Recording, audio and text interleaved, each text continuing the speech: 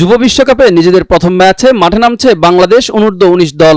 শনিবার দুপুর 1টায় শক্তিশালী ভারতের মুখোমুখি হবে আজিজুল হাকিম তামিমের নেতৃত্বাধীন যুবরা। প্রতিপক্ষ বড় হলেও ম্যাচের আগে বেশ নির্ভর মেজাজে আছেন দলের প্রধান কোচ নাভিদ নেওয়াজ। তার ভাবনায় এখন ভারত নয়, পুরো ফোকাস রেখেছেন নিজের দল আর প্রস্তুতির দিকেই।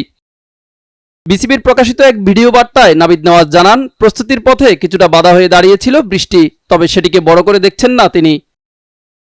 কোচ বলেন, প্রথম ম্যাচে কার বিপক্ষে খেলছে তা খুব একটা গুরুত্বপূর্ণ নয়। প্রস্তুতি ম্যাচগুলোর মূল উদ্দেশ্য ছিল এখানকার কন্ডিশনের সাথে দলকে মানিয়ে নেওয়া। প্রতিপক্ষ নিয়ে অতটা চিন্তা না করে যে কোনো দলের বিপক্ষে খেলতে প্রস্তুত থাকাটাই আমাদের লক্ষ্য। নিজেদের দল নিয়ে আত্মবিশ্বাসী নাভিদ নেওয়াজ বলেন, নির্দিষ্ট দিনে যে ভালো খেলবে জয় তাদেরই হবে। ভারত ভালো দল, তবে বাংলাদেশও পিছিয়ে নেই। পরিকল্পনা মেনে খেলা আর প্রক্রিয়ার উপর আস্থা রাখতে পারলেই সাফল্য আসবে। ছেলেরা যদি মাঠে নিজেদের পরিকল্পনা ঠিকভাবে বাস্তবায়ন করতে পারে তাহলে ভালো কিছু করার সুযোগ আছে বলেই মনে করেন যুবাদের এই প্রধান কোচ। মিজান ফারাবি, দিগন্ত স্পোর্টস।